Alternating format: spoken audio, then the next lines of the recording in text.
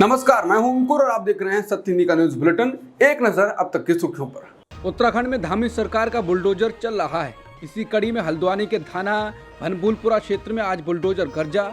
नगर निगम और पुलिस की टीम की मौजूदगी में ये एक्शन मलिक के बगीचे में अवैध मदरसे और नमाज स्थल पर हुआ। इस दौरान पुलिस प्रशासन और पत्रकारों पर पथराव भी हुआ। इसमें एसडीएम सहित कई पुलिसकर्मी घायल भी हुए। सीएम पुष्कर सिंह धामी ने हल्द्वानी के हालात पर चर्चा के लिए उच्च स्तरीय बैठक बुलाई है। उत्तर भारत में बिहार के मुख्यमंत्री व जेडीयू अध्यक्ष नीतीश कुमार के बाद दक्षिण भारत के एक और बड़े क्षेत्रीय नेता का रुख एनडीए की तरफ होता दिख रहा है। लोकसभा चुनाव की सुगबुगाहट के बीच तेलुगु देशम पार्टी यानी टीडीपी के प्रमुख एन चंद्रबाबू नायडू एनडीए का दामन थाम सकते हैं। नायडू ने बुधवार रात गृहमंत्री अमित शाह और बीजेपी अध्यक्ष जेपी नड्डा से मुलाकात की है। दिलचस्प बात यह है कि आंध्र प्रदेश में लोकसभा और विधानसभा चुनाव एक साथ होंगे। उसके पहले दोनों दलों के शीर्ष नेताओं का एक साथ मिलना बड़ा संकेत है। तीनों नेताओं की मुलाकात गृह मंत्री अमित शाह के आवास पर हुई। लोकसभा चुनाव की तैयारियों के बीच शिरोमणि अकाली दल फिर से बीजेपी के नेतृत्व वाले एनडीए में वापसी कर सकती है। कहा जा रहा है कि इसको लेकर अकाली दल की बीजेपी से बातचीत चल रही है।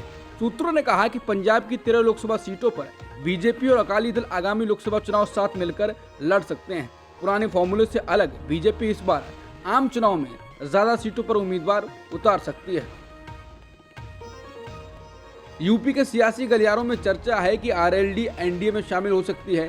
कहा जा रहा है कि बीजेपी और जयंत सिंह के बीच बातचीत चल रही है। ऐसी चर्चा के बीच अब आरएलडी के प्रवक्ता ने कहा है कि बीजेपी के साथ पार्टी नेतृत्व की बात चल रही है। समाचार एजेंसी एनआई से बात करते हुए आरएलडी के राष्ट्रीय प्रवक्ता पवन आगरी ने कहा कि चुनावी साल है, कई पार्टियां हमारे साथ गठबंधन के लिए आ रही हैं।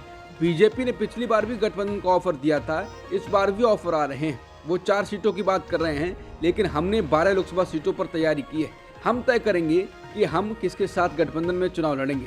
वो पार्टी जो जनता और किसानों के हित में हो, हमारी मांग मानेगी, हम उनके साथ गठबंधन कर चुनाव लड़ेंगे। मीडिया रिपोर्ट में इस बात की काफी चर्चा है कि बिहार में आरजेडी कुछ करने जा रही है। खबर के मुताबिक बिहार में आरजेडी ऑपरेशन लालटेन कर सकती है और इससे बचने के लिए बीजेपी अपने विधायकों को शिफ्ट कर सकती है। एनडीए के साथ नीतीश कुमार की सरकार बनाते ही आरजेडी नेता और पूर्व डिप्टी सीएम तेजस्वी यादव ने ये कहकर चौंका दिया था कि खेल अब शुरू होगा। आरजेडी इस तैयारी में है कि नीतीश कुमार की पार्टी जेडीयू के विधायकों को तोड़ लिया जाए। इसके लिए जाल साथ रहते ही आरजेडी ने बिछाना शुरू कर दिया था। सरकार में साथ रहते ही जेडीयू के दर्जन भर विधायकों को अपने पक्ष में खिसका लेने की आरजेडी की योजना का पहले ही भेद खुल चुका है। अब देखना होगा कि आरजेडी क्या करती है। राहुल गांधी ने कहा है कि मैंने 200 कॉर्पोरेट कंपनियों के आंकड़े निकाले। उनके टॉप मैनेजमेंट में मालिकों की लिस्ट में कोई भी ओबीसी, दलित और आदिवासी नहीं है। यही नहीं, इन कंपनियों में गरीब सामान्य वर्ग का व्यक्ति भी नहीं है। राहुल ने कहा कि अडानी की कंपनी में आप दिखा दीजिए कि कौन सा गरीब सामान्य वर्ग का ओबीसी, दलित और आदिवासी व्यक्ति ऊंचे पद पर है। जिस दिन मुझे दिख जाएंगे, मैं जातिगत जनगणना नहीं मांगूंगा, लेकिन उस दिन तक मैं जातिगत जनगणना करवा कर दिखाऊंगा। ओडिशा में भारत जोड़ो न्याय यात्रा के दौरान कांग्रेस नेता राहुल गांधी ने पीएम मोदी पर जमकर हमला बोला। उन्होंने कहा कि प्रधानमंत्री की सैलरी 1,60,000 रुपए है। वो दिन भर बदल बदल कर लाखों के सूट पहनते हैं। 1,60,000 की सैलरी वाले प्रधानमंत्री जी महीने में 2-3 करोड़ रुपए के सूट कैसे पहन लेते हैं? इसका पैसा कहां से आ रहा है? राहुल ने कहा कि आप देख नहीं पा रहे हैं, आप पर आर्थिक चोरी हो रही है। राहुल गांधी ने पीएम मोदी पर बेहद आक्रामक हमला किया है। उन्होंने कहा कि नरेंद्र मोदी ओबीसी पैदा नहीं हुए थे, भयंकर बेवकूफ बनाया जा रहा है, वो सामान्य वर्ग में पैदा हुए थे। उन्होंने कहा कि नरेंद्र मोदी गुजरात में तेली जाति में पैदा हुए थे। उनके समुदाय को बीजेपी ने साल 2000 में ओबीसी बनाया। आपके प्रधानमंत्री सामान्य जाति में पैदा हुए, लेकिन वो पूरी दुनिया में झूठ बोल रहे हैं कि मैं ओबीसी पैदा हुआ। पता है कैसे मैं जानता हूँ? मुझे जन्म प्रमाण की जरूरत नहीं है।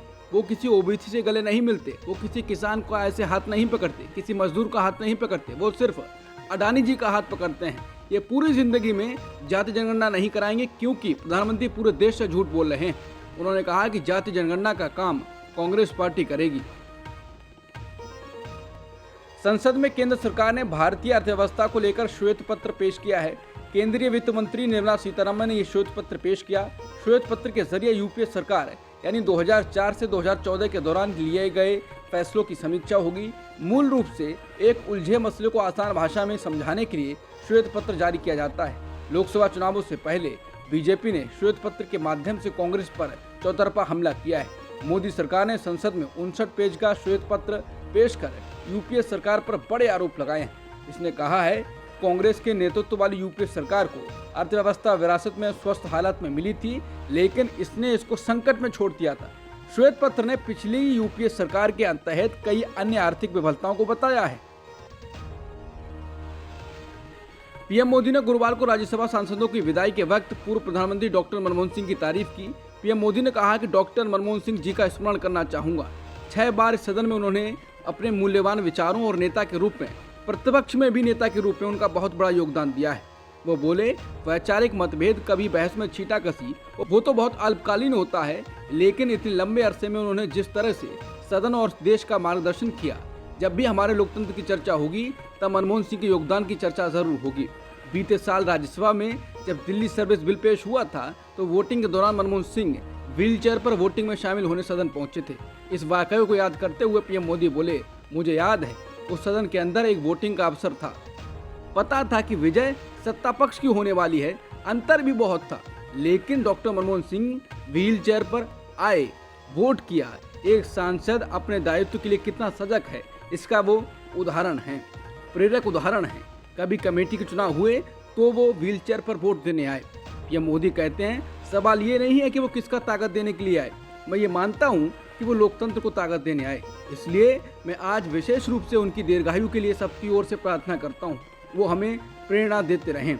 न्यूज एजेंसी पीटीआई के मुताबिक राज्यसभा के 68 सदस्य फरवरी से मई के बीच में अपना कार्यकाल पूरा कर रहे हैं। ज्ञानवापी मामले पर समाजवादी पार्टी प्रमुख अखिलेश यादव ने सरकार को घेरा है। सपा चीफ अखिलेश यादव आज वाराणसी पहुंचे। यहां पर ज्ञानवापी मस्जिद मामले पर जब मीडिया ने उनसे सवाल किया तो उन्होंने कहा कि हम सब संविधान से बंधे हैं, लेकिन सरकार चालाकी करती है। सवाल करते हुए उन्होंने पूछा कि क्या हम किसी का अधिकार छीन सकते हैं। अखिलेश ने कहा कि कोर्ट से कोई भी फैसला आने के बाद हम किसी के अधिकार छीन नहीं सकते हैं। संविधान हमें अपनी बात रखने का अधिकार देता है। मुझे उम्मीद है कि कोर्ट आने वाले टाइम में न्याय करेगा। उत्तर प्रदेश के किसानों का नोएडा एक्सप्रेस वे पर धरना खत्म हो गया है। इससे करीब 6 घंटे से लगा जाम भी खुल गया है। दिल्ली नोएडा बॉर्डर पर किसानों के प्रदर्शन के कारण महाजाम की स्थिति बन गई थी। दिल्ली नोएडा में लोग दिन भर जाम से परेशान रहे। जानकारी के मुताबिक किसान रात को नोएडा कमिश्नर लक्ष्मी सिंह के साथ मीटिंग करेंगे। नोएडा कमिश्नर के आश्वासन पर किसानों ने एक्सप्रेस वे छोड़ दिया है। नोएडा कमिश्नर की निगरानी में एक कमेटी बनाई जाएगी। 1 सप्ताह में किसानों की प्राधिकरण के अफसरों से बातचीत कराई जाएगी। इस बातचीत में शासन स्तर से मंत्री भी शामिल होंगे। नोएडा और ग्रेटर नोएडा प्राधिकरणों पर किसानों की धरना जारी रहेगा। ये किसान दिसंबर 2023 से जमीन के बदले मिलने वाले मुआवजे को बढ़ाने की मांग कर रहे हैं। केरल के मुख्यमंत्री पिनाराई विजयन के नेतृत्व में वाम लोकतांत्रिक मोर्चा यानी एलडीएफ के मंत्रियों और विधायकों ने भाजपा की नेतृत्व वाली केंद्र सरकार के खिलाफ गुरुवार को जंतर मंतर पर प्रदर्शन किया।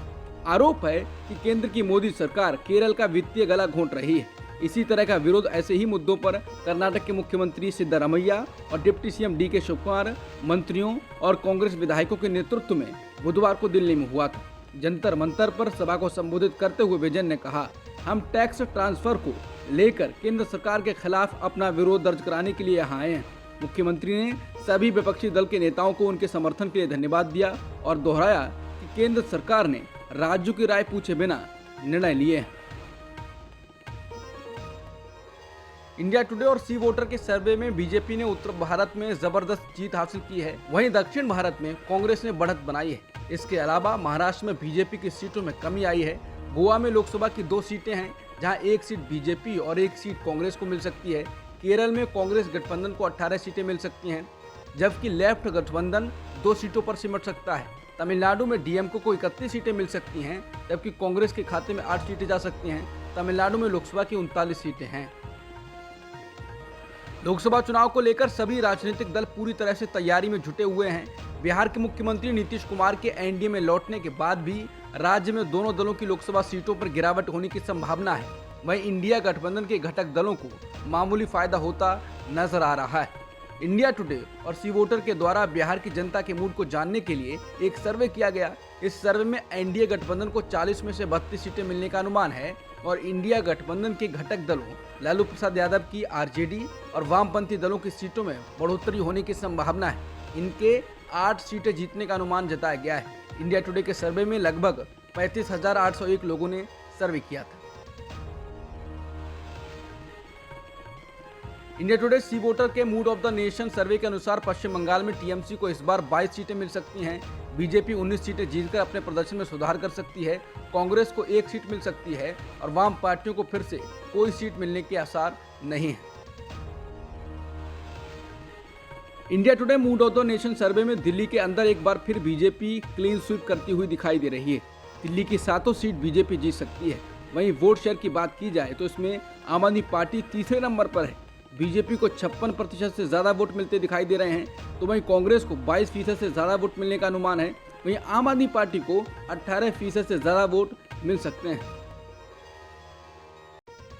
इंडिया टुडे सी वोटर के मूड ऑफ द नेशन सर्वे के मुताबिक बीजेपी राजस्थान में क्लीन स्वीप करते हुए दिखाई दे रही है। इस बार लोकसभा चुनाव में बीजेपी 25 में से 25 सीटों पर परचम लहरा रही है। इसके अलावा इंडिया टुडे और सी वोटर के सर्वे के मुताबिक छत्तीसगढ़ में भी बीजेपी को बम पर फायदा होता दिखाई दे रहा है। यहाँ बीजेपी को 10 सीट मिल रही हैं, जबकि कांग्रेस सिर्फ 1 सीट पर सिमटती हुई दिखाई दे रही है। मूड ऑफ द नेशन के मुताबिक मध्य प्रदेश में बीजेपी को 27 सीटें मिलती हुई दिखाई दे रही हैं, जबकि कांग्रेस को सिर्फ 2 सीटों से संतोष करना पड़ सकता है। हालांकि सर्वे के मुताबिक इस चुनाव में कांग्रेस को 1 सीट का फायदा हो सकता है। हिमाचल प्रदेश में लोकसभा की 4 सीटें हैं। इंडिया टुडे के मूड ऑफ द नेशन के मुताबिक बीजेपी को सभी सीटों पर जीत मिलती दिखाई दे रही है। हिमाचल में कांग्रेस की सरकार है, उसके बावजूद हिमाचल में पार्टी को कोई भी सीट मिलते हुई नहीं दिखाई दे रही है। महाराष्ट्र में अगर आज चुनाव हो जाएं, तो महाविकास आघाड़ी बीजेपी, शिंदे और अजित पवार गुट पर भारी पड़ते हुए दिखाई दे रही है। मूड ऑफ द नेशन पर विपक्षी गठबंधन को 48 में से 26 सीटें मिलती हुई दिखाई दे रही हैं। जहां बीजेपी गठबंधन को 40.5% वोट शेयर मिल रहा है, वहीं कांग्रेस गठबंधन को 44.5% वोट मिल रहा है। महाराष्ट्र में बीजेपी गठबंधन को 22 सीटें मिलती दिख रही हैं। कांग्रेस को 12, शिवसेना उद्धव ठाकरे गुट को और एनसीपी शरद पवार गुट को 14 सीटें मिल रही हैं। मूड ऑफ द नेशन सर्वे में आंध्र प्रदेश को लेकर भी बहुत कुछ कहा गया है। सर्वे के अनुसार आंध्र प्रदेश में अगर अभी वोटिंग हो जाए तो लोकसभा की 25 में से 17 सीटें चंद्रबाबू नायडू की पार्टी टीडीपी को मिल सकती हैं, जबकि जगन मोहन रेड्डी की पार्टी को 8 सीटें मिल सकती हैं। यहाँ कांग्रेस और बीजेपी को खाली हाथ बैठना पड़ सकता है। India Today C voter mood of the nation में बताया गया है कि यूपी में किसको कितनी सीटें मिल सकती हैं। यूपी में बीजेपी का वोट शेयर 49% से बढ़कर 52 के पार पहुंच सकता है, जिसमें बीजेपी को 70 सीटें मिलती हुई दिखाई दे रही हैं। इसके अलावा कांग्रेस को 1 सीट और समाजवादी पार्टी को 7 सीटें मिलती हुई दिखाई दे रही हैं। वहीं मायावती की पार्टी बीएसपी इस बार फिर 0 पर पहुंचती हुई दिखाई दे रही है, जबकि अनुप्रिया पटेल की पार्टी अपना दल जो कि एनडीए में शामिल है, उसे भी 2 सीटें मिल रही हैं। आज तक ने मूड ऑफ द नेशन सर्वे में 35 से 38 हजार लोगों से बात की है। मूड ऑफ द नेशन में सामने आया है कि उत्तराखंड में बीजेपी क्लीन स्वीप करती हुई दिखाई दे रही है। यहाँ लोकसभा की 5 सीटें हैं जिन पर बीजेपी जीतती हुई दिखाई दे रही है। इसके अलावा बीजेपी का वोट शेयर 58.6% मिलता हुआ दिखाई दे रहा है, जबकि कांग्रेस 0 पर सिमटती हुई दिख रही है। उसका वोट शेयर करीब 32% दिखाई दे रहा है। पंजाब में लोकसभा की 13 सीटें हैं। यहाँ अगर चुनाव हुए तो आम आदमी पार्टी का वोट शेयर बढ़कर 27.2% पहुँच गया है। पिछले चुनाव में जहां आपको 1 सीट मिली थी, वो बढ़कर 5 सीट पर पहुंच गई हैं। वहीं कांग्रेस को 5 सीटें मिलती हुई दिखाई दे रही हैं और बीजेपी को 2 सीटें और अकाली दल को 1 सीट मिल सकती है। मूड ऑफ द नेशन के मुताबिक हरियाणा की 10 सीटों में से बीजेपी को 8 सीटें भी मिलती हुई दिखाई दे रही हैं। इसके अलावा कांग्रेस को 2 सीटों का फायदा हो रहा है। कांग्रेस को पिछले चुनाव में कोई सीट नहीं मिली थी। कांग्रेस ने मोदी सरकार के 10 सालों पर ब्लैक पेपर जारी किया है। इस मौके पर कांग्रेस अध्यक्ष मल्लिकार्जुन खड़गे ने कहा है कि बीजेपी देश में लोकतंत्र खत्म करना चाहती है और बीते 10 साल में उसने 411 विधायक अपने साथ कर लिए हैं। उन्होंने मीडिया से गुरुवार को कहा कि बीजेपी अप्रत्यक्ष रूप से लोगों पर परेशान करके दबाव बनाकर उनसे चुनाव में पैसे लेती है। ये पैसा लोकतंत्र को खत्म करने के लिए लिया जा रहा है। 411 विधायकों को बीजेपी ने बीते 10 साल में अपने साथ शामिल किया है। मध्य प्रदेश, कर्नाटक, मणिपुर, गोवा, उत्तराखंड, इन लोगों ने कैसे सरकार गिराई, ये सब आप जानते हैं।